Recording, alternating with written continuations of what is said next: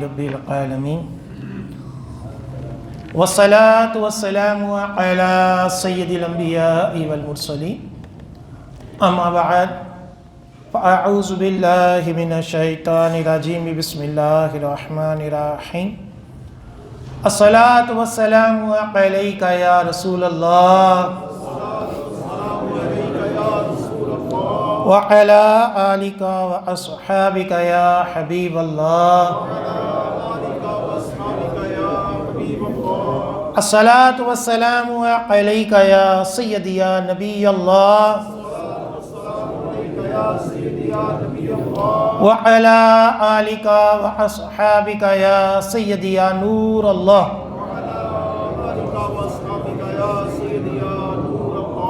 نويت سنة الاعتكاف الحمدللہ عز وجل ہم نماز جمعہ کے لیے حاضر ہوئے ہیں۔ دعا ہے کہ رب تعالی ہماری اس ادنا سی حاضری کو اپنی بلند بارگاہ میں قبول و منظور فرمائے، اور جو کچھ اس جمعے میں بیان ہوگا اسے سننے کی، سمجھنے کی، اس کے اوپر عمل پیرا ہونے کی اور مجھے صحیح طرح بیان کرنے کی توفیق عطا فرمائے۔ آج جس موضوع کے اوپر بیان ہے اس کی شان یہ ہے کہ اسلام کے بنیادی 5 ارکان میں سے دوسرا نمبر اس کا ہے۔ توحید، نماز، روزہ، حج، زکوٰۃ، ان 5 بنیادی ارکان میں سے دوسرا نمبر نماز، پہلا نمبر کس کا ہے؟ توحید کا۔ آج انشاءاللہ عز و جل نماز کی فضیلت اور اس کی اہمیت کے اوپر بیان ہوگا۔ بعض لوگ ایسے ہوتے ہیں کہ جو صرف عید کی نماز پڑھتے ہیں، بعض ایسے ہوتے ہیں جو صرف جمعے کی نماز پڑھتے ہیں، بعض ایسے لوگ ہوتے ہیں کہ جو 3 نمازیں پڑھتے ہیں، ظہر، عصر اور مغرب، بعض 4 پڑھتے ہیں، 5 کوئی پڑھتا ہے۔ شریعت اس حوالے سے ہماری کیا رہنمائی کرتی ہے اور نماز چھوڑنے کے کیا وعید ہے، کیا نقصانات ہیں، آج انشاءاللہ عز و جل ہم اس کو سیکھیں گے۔ ابو داؤد شریف کی حدیث پاک ہے، جلد نمبر 2 ہے، صفحہ نمبر 89۔ رسول اللہ صلی اللہ علیہ وآلہ وسلم نے ارشاد فرمایا، اللہ عز و جل نے بندوں پر 5 نمازیں فرض فرمائی ہیں۔ کتنی؟ 5 نمازیں فرض۔ جس نے انہیں ادا کیا اور ان کے حق کو معمولی جانتے ہوئے کسی کو ضائع نہ کیا، یعنی فرائض، واجبات، سننے، ان سب کو ادا کیا، تو اللہ عز و جل کے ذمہ کرم پر ہے کہ اس کے لیے وعدہ ہے کہ وہ اسے اپنی جنت میں داخل فرمائے۔ اور جس نے ایسا نہ کیا، یعنی نمازیں نہیں پڑھتا یا پڑھتا ہے تو صحیح طور پر نہیں پڑھتا، تو آقا علیہ السلام نے فرمایا اس کے لیے اللہ عز و جل کے ذمہ کرم پر کوئی عہد، کوئی وعدہ نہیں، چاہے تو اسے عذاب دے، چاہے تو اسے بخش دے۔ ہمارے یہاں یہ جو سیکولر قسم کے لوگ ہوتے ہیں نا، ان کا کام یہی ہوتا ہے کہ وہ نمازی بندوں کی نمازوں کے اوپر تنقید کرتے ہیں، اور چھوڑو ان نمازوں کو، یہ تو اللہ معاف کر دے گا، حقوق العباد کوئی نہیں معاف ہونے۔ اس طرح کے لوگ سنتے ہوں گے آپ کہ یہ معاف نہیں ہونے حقوق العباد، نمازیں معاف کر دے گا، حالانکہ ایسا نہیں ہے، ایسا نہیں ہے۔ حقوق العباد بھی دین کا حصہ ہے اور نماز بھی دین کا حصہ ہے۔ ایسا نہیں کہ ہم بقیہ سارے فرائض، واجبات اس امید پر چھوڑتے رہے کہ اللہ معاف کر دے گا، حالانکہ آقا علیہ السلام کیا فرما رہے ہیں؟ اللہ چاہے تو، کوئی لازم نہیں ہے، اللہ گرفت کر سکتا ہے، اور اللہ معاف کرنے پر آئے تو کئی گناہ معاف کر سکتا ہے۔ لیکن یہ ضروری نہیں کہ ہم بے خوف ہو جائیں کہ جی ہمیں تو اللہ نے معاف ہی کر دینا ہے، اس کی کوئی گارنٹی نہیں ہے. یہ اللہ کی شان ہے، کسی کو پکڑ لے کسی کو چھوڑ دے.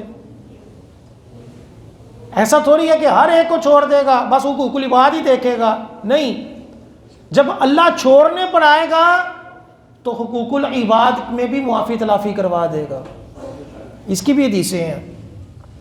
لیکن جب اللہ تعالیٰ گرفت کرنے پر آئے گا تو کسی ایک چیز کے اوپر، کسی ایک فرض، کسی ایک واجب کے اوپر بھی گرفت ہو سکتی ہے. دوسری حدیث پاک ہے مسلم شریف کی، صفحہ نمبر ہے 336. نبی کریم صلی اللہ علیہ وآلہ وسلم نے ارشاد فرمایا 5 نمازوں کی مثال نہر کی طرح ہے جس کا پانی صاف ستھرا اور گہرا ہو. جو تم میں سے کسی کے گھر کے سامنے سے وہ نہر جو ہے، وہ صاف ستھرے پانی والی نہر گزرتی ہو اور وہ شخص ہر روز 5 بار اس نہر سے، اس صاف ستھرے پانی سے غسل کرے، تو تمہارا کیا خیال ہے اس کے جسم پر کوئی میل باقی رہے گی؟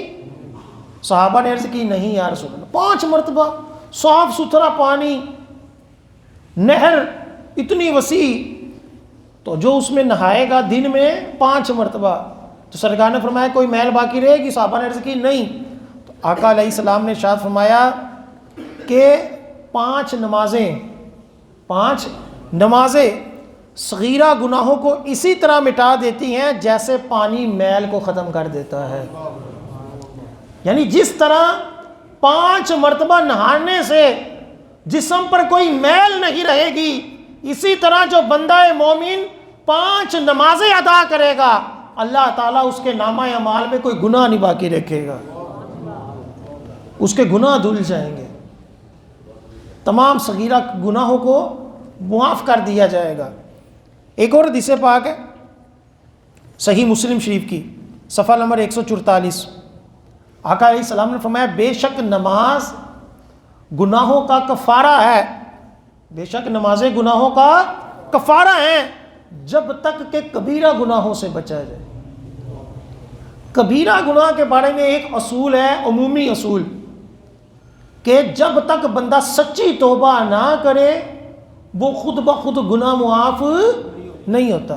اور کبیرہ گناہ کون سے ہوتے ہیں یہ ایک الگ بحث ہے. مشہور کلیہ یہ ہے کہ جس گناہ کے اوپر وعید ہو، جہنم کی سزا ہو، وہ کبیرہ گناہ ہوتا ہے.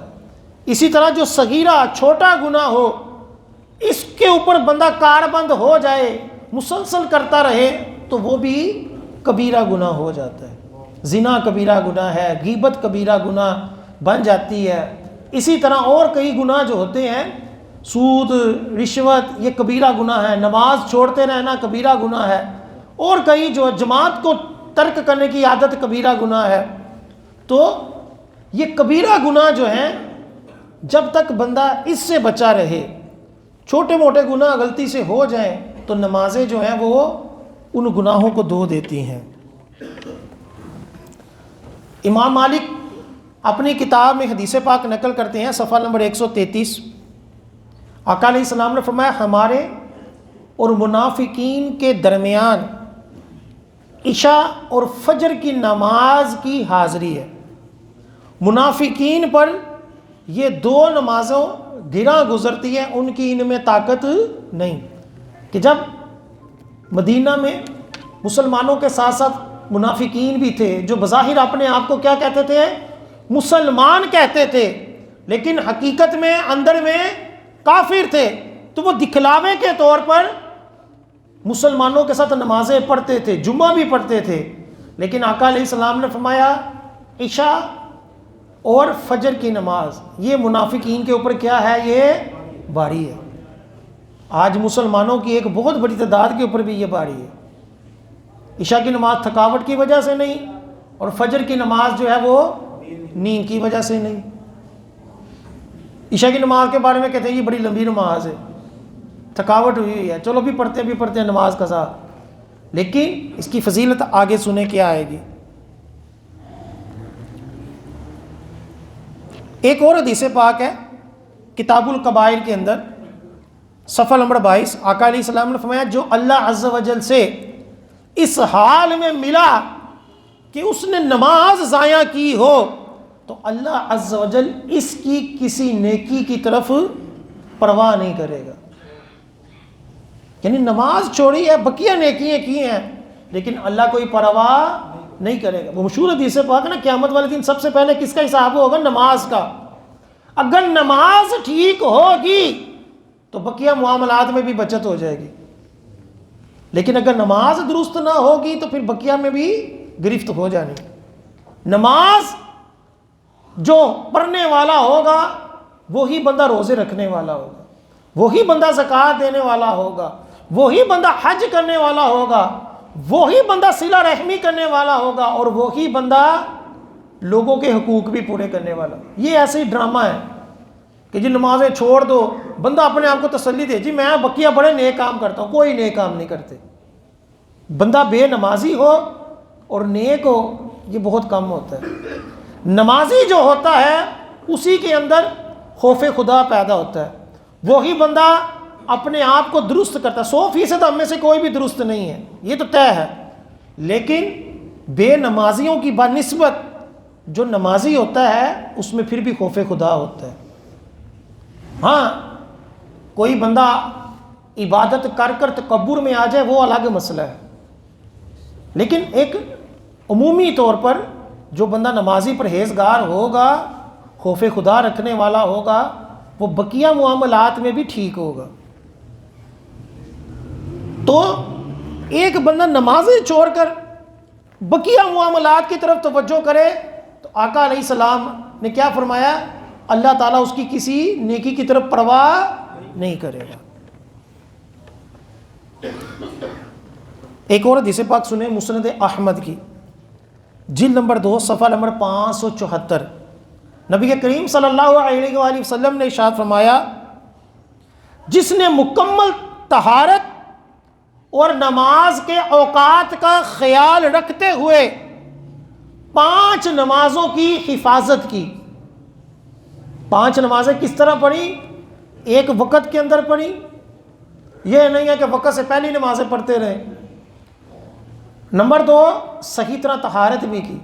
ہمارے یہاں مشہور جملہ ہے اوہ اللہ قبول کرنے والا ہے، جیسی مرضی نماز ہے، کپڑے پاک ہیں ناپاک ہیں، وضو ٹھیک ہے، سجدہ ٹھیک ہے یا نہیں ٹھیک.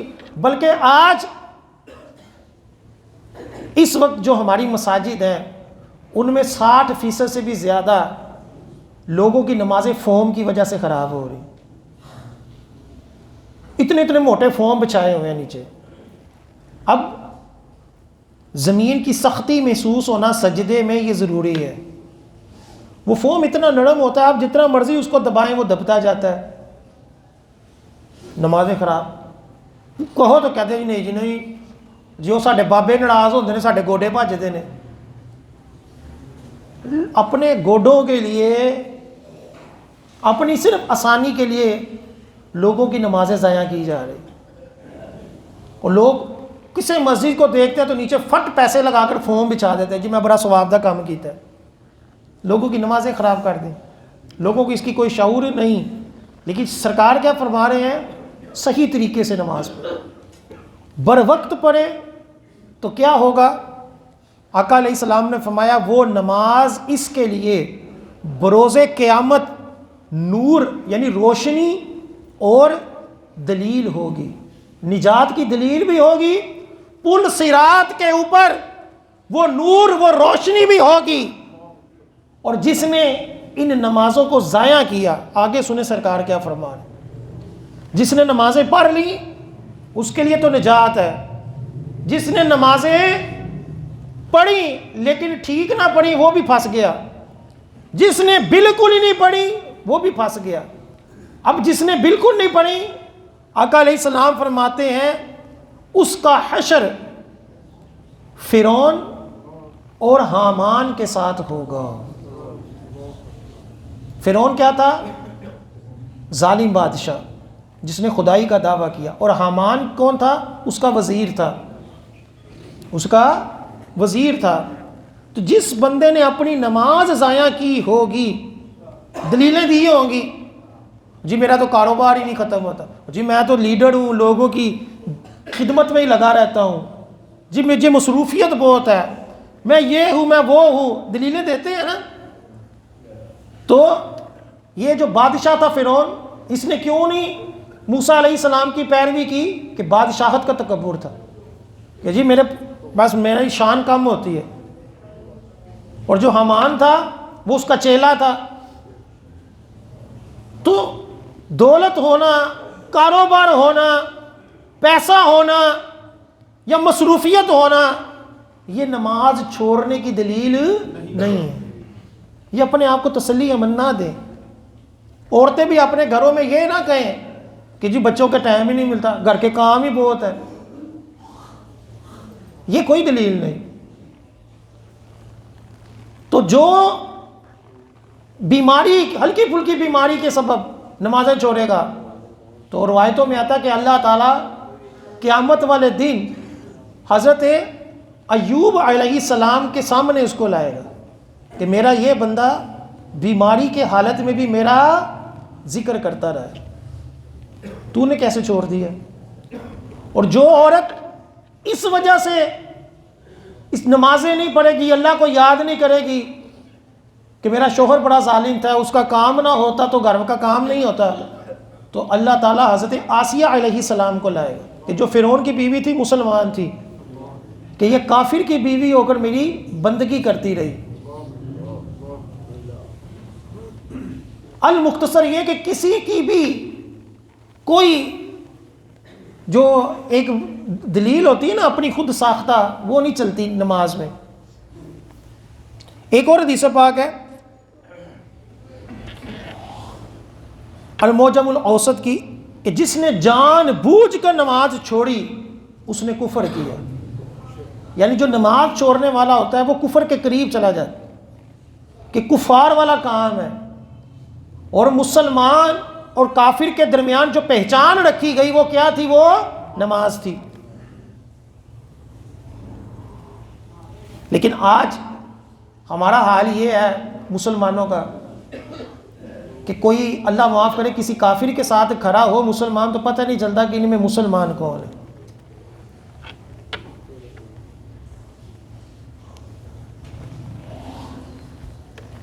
الموطا امام مالک کے اندر حدیث پاک ہے، نبی کریم صلی اللہ علیہ وآلہ وسلم نے ارشاد فرمایا، حدیث نمبر 428، قیامت کے دن بندے کے اعمال میں سے سب سے پہلے نماز دیکھی جائے گی. اگر وہ کامل پائی گئی تو وہ بھی اور اس کے دیگر اعمال بھی قبول ہو جائیں گے، اور اگر اس میں کمی ہوئی تو وہ بھی اور دیگر اعمال بھی مردود ہو جائیں گے. اب یہ جو ہم پیسے کمانے کے لیے، اپنی نوکریوں کے لیے، اپنے کاروبار کے لیے نماز چھوڑ دیتے ہیں، ایک تو یہ ہے کہ قیامت والے دن فرعون اور حامان کے ساتھ حشر ہوگا.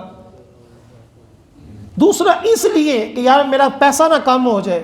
اب حدیث پاک سنیں، امام غزالی احیاء العلوم جلد نمبر 1 صفحہ نمبر 459 کے اندر حدیث پاک نقل کرتے ہیں. حضرت ابو ہریرہ رضی اللہ تعالی عنہ سے سرکار نے فرمایا، اے ابو ہریرہ اپنے گھر والوں کو نماز کا حکم دو، بے شک اللہ عز و جل تمہیں وہاں سے روزی دے گا جہاں تیرا گمان بھی نہ ہوگا. نعرہ تکبیر، اللہ، نعرہ رسالت، یا رسول اللہ.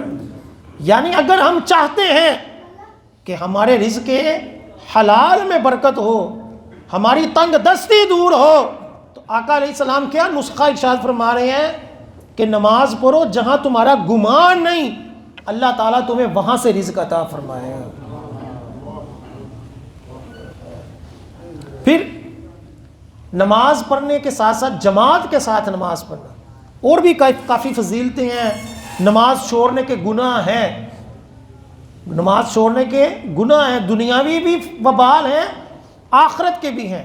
فضیلتیں دنیا کی بھی ہیں کہ چہرہ روشن ہو جاتا ہے، اس کے چہرے میں جو ہے اللہ تعالیٰ نور برساتا ہے، اس کے رزق میں برکت ہوتی ہے، اس کی دعائیں قبول ہوتی ہیں، بڑی فضیلتیں ہیں.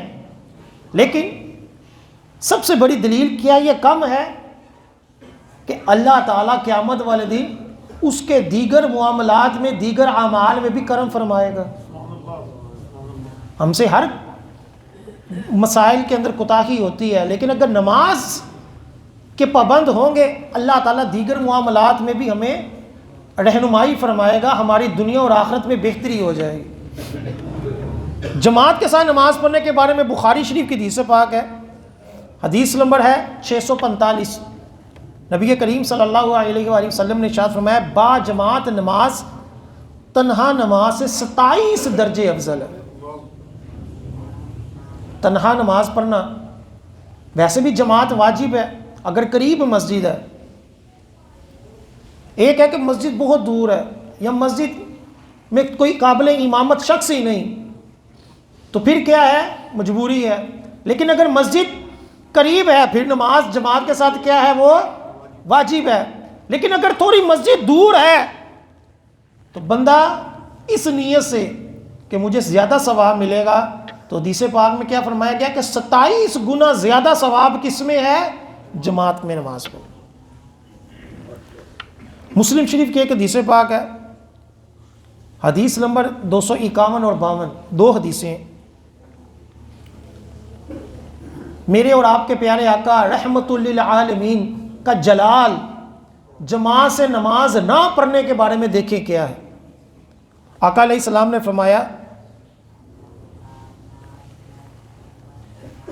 میں چاہتا ہوں کسی شخص کو حکم دوں کہ وہ لوگوں کو نماز پڑھائے، میری جگہ وہ لوگوں کو نماز پڑھائے اور میں ان لوگوں کی طرف جاؤں جو جماعت سے پیچھے رہ جاتے ہیں اور ان کے گھروں کو آگ لگا دوں.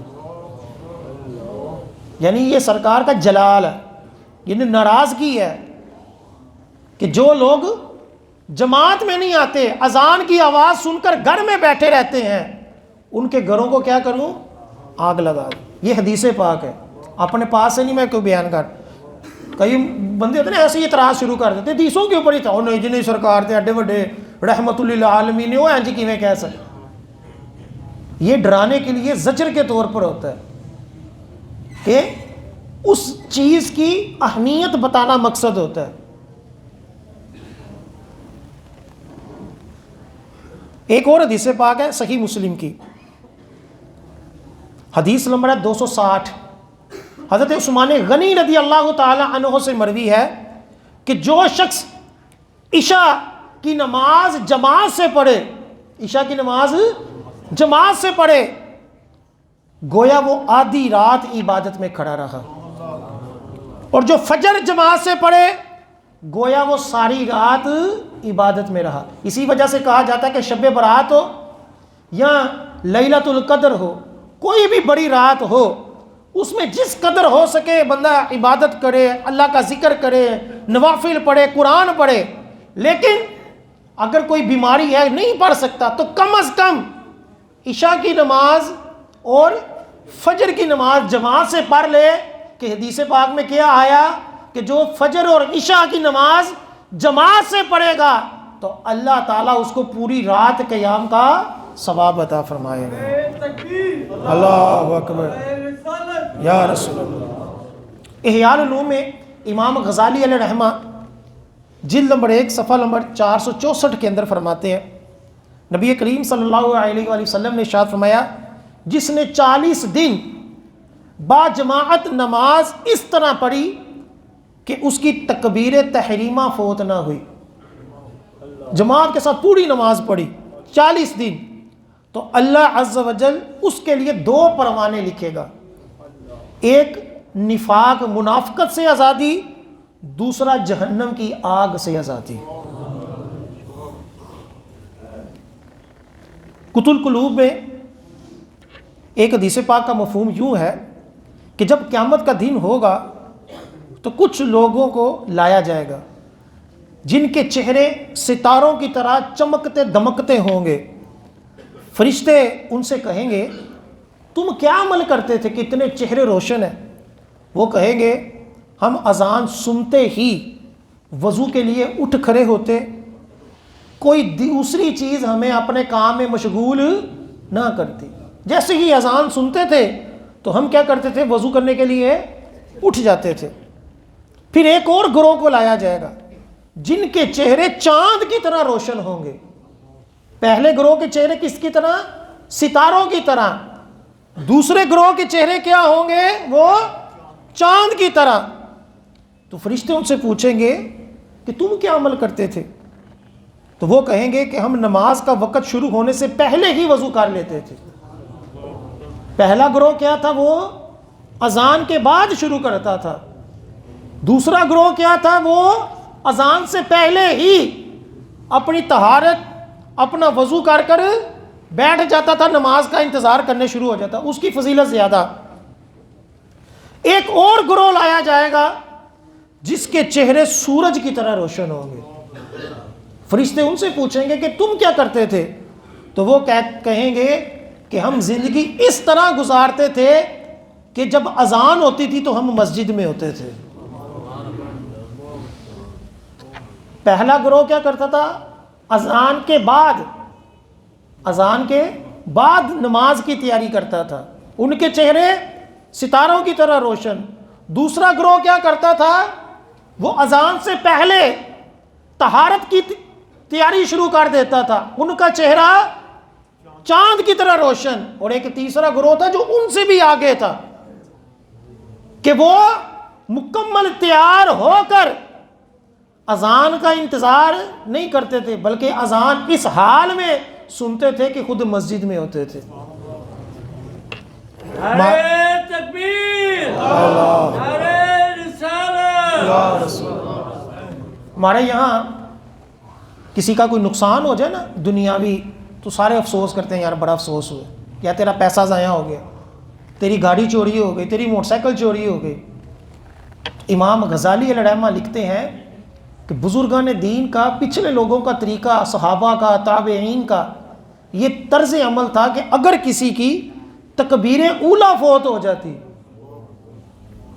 پہلی رکعت فوت ہو جاتی، نماز نہیں، پہلی رکعت فوت ہو جاتی تو 3 دن تک اس کے ساتھ افسوس کیا جاتا تھا، اور اگر جماعت فوت ہو جاتی تو 7 دن تک اس کے ساتھ اظہار افسوس ہوتا کہ یار تیری جماعت فوت ہو۔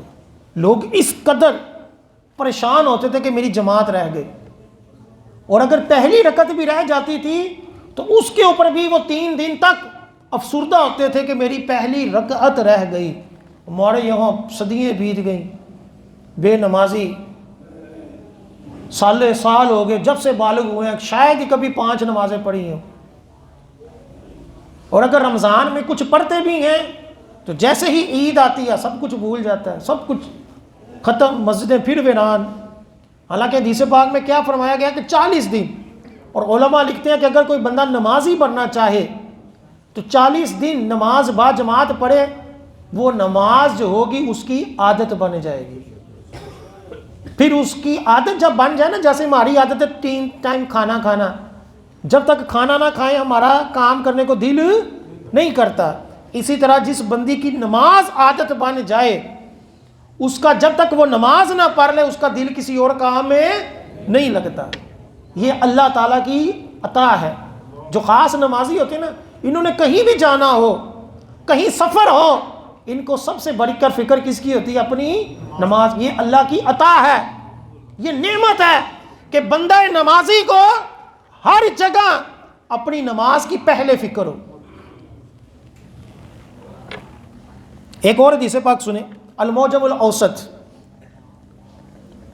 صفحہ نمبر ہے 227۔ آقا علیہ السلام نے فرمایا جس نے اچھی طرح وضو کی کر کے نماز وقت پر ادا کی، خشوع خضوع کے ساتھ رکوع سجود کو پورا کیا، تو اس کی نماز سفید چمکتی ہوئی بلند ہوتی ہے اور کہتی ہے اللہ عز و جل تیری حفاظت فرمائے جس طرح تو نے میری حفاظت کی، اور جو شخص کامل وضو کے ساتھ وقت پر نماز نہیں پڑھتا، رکوع اور سجود خشوع خضوع کے ساتھ ادا نہیں کرتا، تو وہ نماز سیاہ اور تاریک ہو کر بلند ہوتی ہے، اور اللہ عز و جل سے کے طور پر کہتی ہے کہ اے اللہ عز و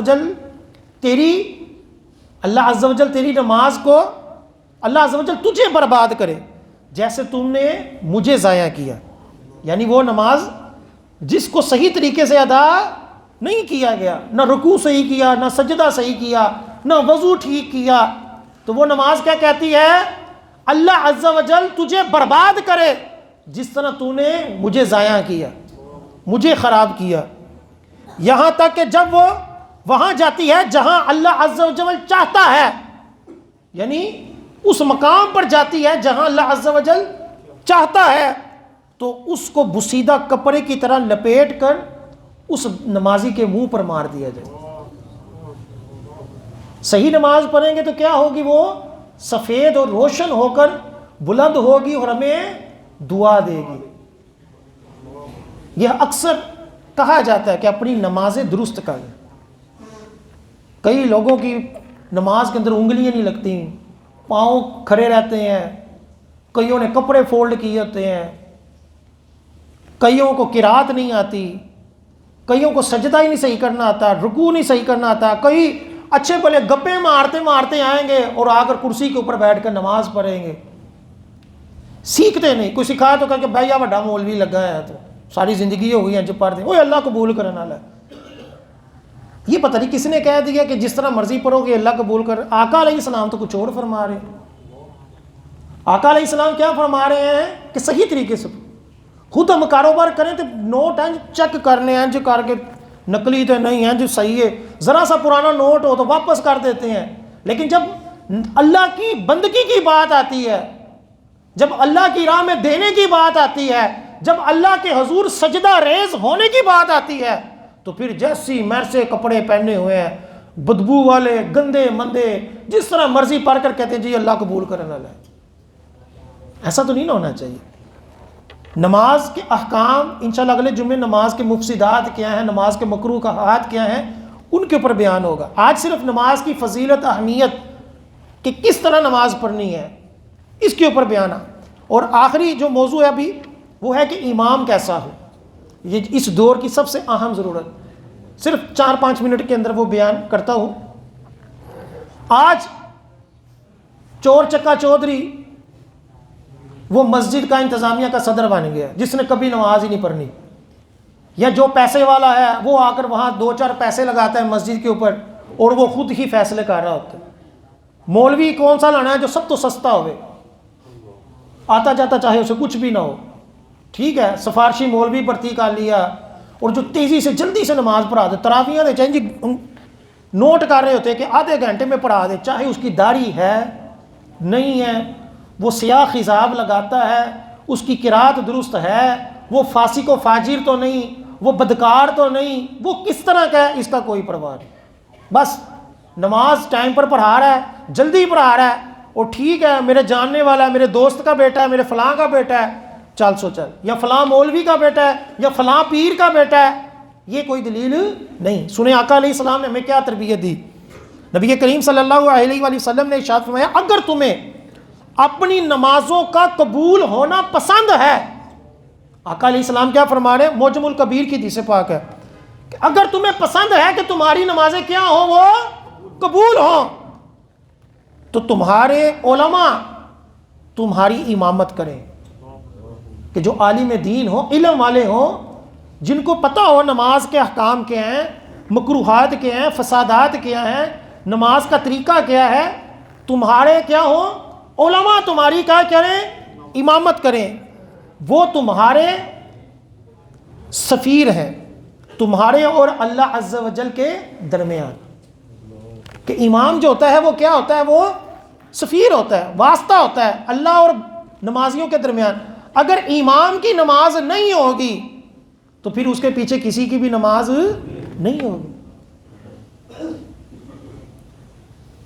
تو جب آپ بڑے پرہیزگار ہیں، 5 وقت کے نمازی ہیں، اور جس کے پیچھے نماز پڑھے ہیں وہ بندہ 2 نمبر ہے، تو کیسے نماز ہوگی؟ ہماری انتظامیہ جو ہوتی ہے جو چیز نوٹ کرنی ہے وہ نہیں کریں گے، اور جو چیز نوٹ کرنے والی نہیں وہ کریں گے. اے امام نے کاٹن کا سوٹ کیوں پایا ہے، اے امام نے 2 بیاہ کیوں کر لینے، اے امام نے گڈی کیوں لے لئی ہے، اچھا گڈی لیتی ہے تو 2 نمبر چندہ کھا کے لیتی ہے، اس طرح کی بات ہے. جو اس کے اندر برائیاں ہیں. ہمارے پاس لوگ آتے رہتے ہیں، ہم بھی مسجدوں میں دیکھتے رہتے ہیں، شاید ہی کوئی مسجد ایسی ملتی ہے الا ماشاءاللہ کہ جہاں امام کی قرات بھی درست ہو، مسجد میں کارپٹ کے نیچے فوم بھی نہ ہو، امام صاحب کپڑے بھی فولڈ نہ کریں اور اس نے سیاہ خضاب بھی نہ لگایا ہو، الا ماشاءاللہ. کئی نمازی کہتے ہیں جی کہ اتنی دور جاتے ہیں نماز پڑھنے، تو امام بعض دفعہ سارا ٹھیک ہوتا ہے، بعد میں پتہ چلتا ہے کہ صحابہ کا گستاخ ہے، حضرت امیر معاویہ کے بارے میں بغض رکھتا ہے، عقیدہ درست نہیں، اہل بیت کے بارے میں بغض رکھتا ہے، یا عقیدے کا مسئلہ نکل آتا ہے، یا سیاہ خضاب. ہر کوئی بندہ جوان بننے کے چکر میں ہے کہ جی میں سیاہ خضاب لگا، میں جوان لگا. دلیلیں اس کے پاس بھی اپنی خود ساختہ بڑی ہیں، حالانکہ حدیث پاک میں اس کے بھی منع کیا. کپڑے فولڈ کرنے سے حدیث پاک میں منع کیا. ہمارا ہر نمازی آتا ہے ایسے پہلے کپڑا ٹخنا ننگا کرتا ہے، حالانکہ ٹخنا ننگا کرنا صرف نماز میں سنت نہیں، ٹخنے ننگے رکھنا اوور آل سنت ہے. نماز کے علاوہ بھی ہمارے ٹخنے کیوں ہوں، وہ ننگے ہونے چاہیے. لوگ سمجھتے ہیں شاید نماز میں زیادہ ضروری ہے اور اس کے لیے کپڑے فولڈ کرتے ہیں، حالانکہ حدیث پاک میں آقا علیہ السلام نے فرمایا مجھے 7 اعضاء کے اوپر سجدہ کرنے کا حکم ہوا، اور یہ حکم ہوا کہ نماز میں اپنے کپڑوں اور اپنے بالوں کو نہ سمیٹو. یہ حدیث پاک ہے، بخاری کی ہے، مسلم کی ہے. اب امام جو ہے وہ کیسا ہو.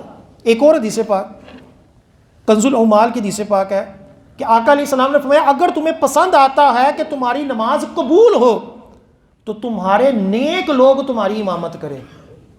کون لوگ؟ نیک. یہ جو لوگ کہتے ہیں جی اور چھڈو جی نماز، امام صاحب اگر غلط ہے تو کیا ہوا، یہ اس کا اور اس کے رب کا معاملہ ہے. نہیں، سرکار نے کیا فرمایا کہ تمہاری امامت کون کرے؟ جو بہترین ہیں، جو نیک لوگ ہیں. جواریہ، زانی، رشوت خور، لوگوں کے پیسے دبا کر بھاگ جانے والا، یا اور کوئی غلط کام میں جو ملوث ہے، وہ تمہارا امام نہیں ہونا چاہیے. نیک بندہ تمہارا کیا ہو؟ امام ہو.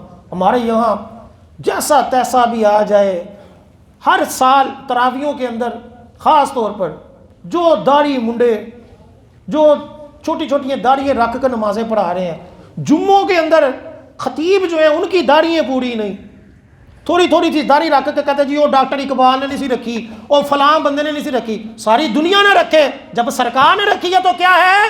واجب ہے. یہ کیا دلیل ہوئی؟ فلاں مولوی نے نہیں رکھی، فلاں پیر نے نہیں رکھی. پیروں کی دلیل نہیں چلے گی، آقا علیہ السلام کی دلیل چلے گی. ہمارے یہاں مولوی چل رہے ہیں، کئی سالوں سے چل رہے ہیں، اور انتظامیہ کے ساتھ وہ یاری دوستی کر لیتے ہیں، یا علاقے کا جو بڑا بدماش ہو اس کے ساتھ اس کے تعلقات ہو جاتے ہیں، وہ پھر بدماش ثواب سمجھ کر کہ یاری مولوی نہ زیادتی ہے ہنڈے، وہ آ جاتا ہے کہ کوئی کٹ کے دکھائے، پھڈے ڈال. مسجدوں میں لڑائیاں ہوتی ہیں اسی وجہ، جس کو نکالنا ہے اس کو نہیں نکالتے، اور جس کو نہیں نکالنا اس کو فوراً نکال دیتے ہیں، کسی سے پوچھتے بھی نہیں شرعی حکام کیا ہے. تو بہرحال نبی کریم صلی اللہ علیہ وآلہ وسلم نے اماموں کے بارے میں بھی ارشادات فرمائے کہ امام کیسا ہو. امام حضرت سفیان ثوری رحمۃ اللہ علیہ کا میں نے کلام پڑھا، امام غزالی علیہ الرحمہ نے نقل کیا ہے کہ جو بندہ علماء کی صحبت میں نہ رہتا ہو اس کے پیچھے نماز نہ پڑھو، کہ اس کو پتہ ہی نہیں مسائل کیا ہوتے ہیں. ہمارے جاننے والا بندہ بتاتا تھا کہ بلوچستان میں تراویحوں کے اندر لوگ پیچھے نماز پڑھ رہے ہیں اور امام کو قرآن ہی نہیں آتا، وہ عربی گرامر ہی پڑھی جا رہا ہے تو لوگ اس کے پیچھے نمازیں پڑھ رہے ہیں. اس قدر جہالت ہے. نیٹ کے اوپر کئی ویڈیو پڑھی ہوئی ہیں کہ اتنی تیزی سے قرآن پڑھ رہا ہے تراویحوں میں کہ پتہ ہی نہیں چل رہا کہ وہ پڑھ کیا رہا ہے، لوگ پھر بھی پڑھ رہے ہیں اس کے. وہ بندہ اس کو روک کر کہتا ہے یار کوئی قرآن تو ایسا پڑھو کہ یار کوئی سرور آئے، کوئی سکون آئے. آدھے گھنٹے میں، 15 منٹ میں، 20 منٹ میں وہ 20 تراویح کیسے پڑھ سکتا ہے بندہ؟ صحیح قرآن پڑھنے والا، صحیح تلفظ کے ساتھ، صحیح اس کی مدوں کے ساتھ، کوئی پتہ نہیں. کئی جگہوں پہ اماموں کے سکینڈل نکل آتے ہیں، کوئی نہیں جی اللہ معاف کرنے والا. شریعت کے احکامات ہیں. نمازوں کے احکامات ہیں. اب یہ دیکھیں خلاصہ کلام یہ نکلا پورے بیان کا کہ نماز کی فضیلت بھی ہے، اہمیت بھی ہے. فضیلتیں کیا ہیں کہ چہرہ روشن ہوگا، رزق میں برکت آئے گی، قیامت والے دن نجات ہوگی. اور اہمیت کیا ہے کہ یہ سب سے بڑا فرض ہے، توحید کے بعد سب سے بڑا فرض ہے. جس نے اس کو ضائع کیا اس کے بقیہ معاملات میں بھی اللہ تعالیٰ کوئی پرواہ نہیں کرے گا. پھر دوسرا ٹاپک یہ تھا کہ صحیح طریقے سے نماز پڑھو، کہ اگر صحیح طریقے سے نماز نہیں پڑھو گے تو نماز بد دعا دے گی کہ جس طرح تو نے مجھے ضائع کیا اللہ تعالیٰ تجھے برباد کرے. تیسرا موضوع تھا کہ جماعت کے ساتھ پڑھو، کہ جماعت سے نماز پڑھنا کیا ہے، وہ 27 گنا زیادہ فضیلت ہے. اور آقا علیہ السلام کی ترغیب ہے، واجب ہے کہ جماعت کے ساتھ نماز پڑھو. اور سب سے آخر کیا کہ نماز اگر ہم چاہتے ہیں کہ اتنی محنت کی، وضو کیا، ٹھنڈ میں سارا کچھ کیا، تو اگر ہم چاہتے ہیں کہ ہماری نمازیں قبول ہو تو کیا ہو، تمہارا ایمان بھی درست ہونا، اس کا عقیدہ بھی درست ہو، اس کے اعمال بھی درست ہو. یہ نہیں ہے کہ فاسق و فاجر قسم کا بندہ جو ہے نا وہ آ کر ہماری امامتیں کرواتا جائے، جس کو نمازوں کا پتہ ہی کوئی نہیں، نمازوں کے مسائل بھی نہیں پتہ، وہ پھر بھی امام لگا ہوا ہے.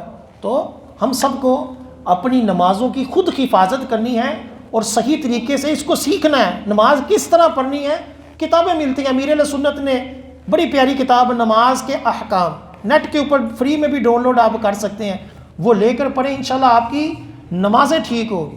اس خوش فہمی میں نہ رہیں کہ یار مجھے سارے مسائل پتہ ہیں. ہمیں الحمدللہ مجھے 15 سال ہو گئے فتویٰ نویسی کرتے ہوئے، آئے دن نماز کے بارے میں نئی بات پتہ چلتی، آئے دن کہ یار یہ بھی مسئلہ ہے. اس لیے علماء کہتے ہیں کہ بندہ قرآن کا حافظ ہو جاتا ہے، نماز کا حافظ نہیں ہوتا. نماز میں اس قدر مسائل ہوتے ہیں، اتنے مسائل ہوتے ہیں، نئے سے نیا مسئلہ آتا ہے تو سیکھنا چاہیے. ایسا نہیں ہے کہ ہم سب جس طرح پڑھ رہے ہیں اسی طرح درست ہے. کسی کو چیک کرا لیتا ہے بندہ، یار میری نماز صحیح ہے یا نہیں، یہ مسئلہ میں نے سنا یہ صحیح ہے یا نہیں. یہ نہیں ہے کہ آپس میں ہی ایک دوسرے کو یار آئے پہلی باری گل سنی، یار آئے پہلی باری سنے. ہمارے لوگ اسی طرح ہی مسئلے سیکھتے ہیں کہ جو نہیں سنا ہوتا اس کا انکار کر دیتے ہیں، چلو ہے ہی نہیں. اللہ تعالیٰ عمل کی توفیق عطا فرمائے. ابھی اذان ہوگی، اس کے بعد سنتے پڑھ لیں.